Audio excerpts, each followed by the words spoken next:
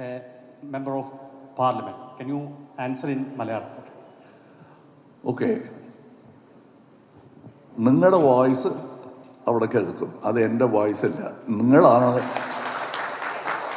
നിങ്ങളാണ് എനിക്ക് ഡബിങ് കൊടുക്കാൻ പോകുന്നത്. I will move my lips, the language will be yours. Of the people, Malayalam, Tamil, Telugu, കന്നഡം, Hindi എന്ന് ഞാൻ നോക്കുന്നില്ല. Of the people, that language will always win.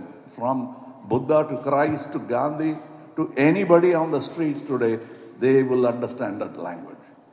And I will speak that language, and please prompt me if I forget something.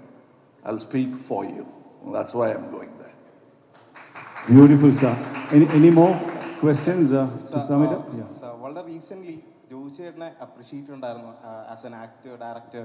അപ്പോൾ നമുക്ക് മലയാളികൾക്ക് വളരെ proud moment ആയിരുന്നു. അതുമാത്രമല്ല finally പുള്ളിക്ക് ഡിസേർവ് ചെയ്യുന്നൊരു അപ്രിസിയേഷൻ കിട്ടി എന്ന് നമുക്ക് തന്നെ തോന്നി. അപ്പോൾ പുള്ളി ഒരു ഡയറക്ടറൽ ഡെബ്യൂട്ട് ചെയ്തു. അത് അടിപൊളി സിനിമയായിരുന്നു പണി എന്ന് പറയുന്നത്.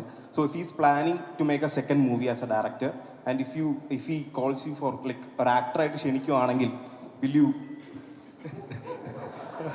അദ്ദേഹം ആദ്യം ചോദിക്കുന്നത് കോമഡി ഫിലിമാണ്.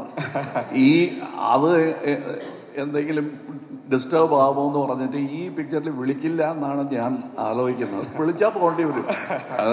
പക്ഷേ ഇല്ല. എന്റെ പൊന്നളിയെ എന്റെ പണി കളയില്ല കേട്ടോ. Answer one more question. ഇപ്പോൾ മെനി ടോക്കിംഗ് ഈ ഒരു പ്രൊമോഷണൽ രീതി ഇച്ചിരി ഡിഫറെൻ്റ് ആയിട്ട് എനിക്ക് തോന്നുന്നു. കാരണം ചുമ്മാ കുറെ പ്രൊമോഷണൽ ഈവെന്റ്സ് നടത്താതെ സംഭാഷണങ്ങളിലൂടെ ആൾക്കാരിലോട്ട് ഇതിന്റെ കണ്ടന്റും പടം എന്താണെന്നും ഒക്കെ എത്തിക്കുന്നുണ്ട്. അപ്പോൾ പ്രൊമോഷണൽ ആസ്പെക്റ്റിലല്ലാതെ ജനങ്ങളോട് എന്തെങ്കിലും കമ്മ്യൂണിക്കേറ്റ് ചെയ്യാൻ തോന്നുന്നുണ്ടോ നസ്രിയായിട്ട്? സിനിമയെ കുറിച്ച് അല്ലാതെ എന്തെങ്കിലും പ്രൊമോഷണൽ ആസ്പെക്ട് ഇല്ലാതെ?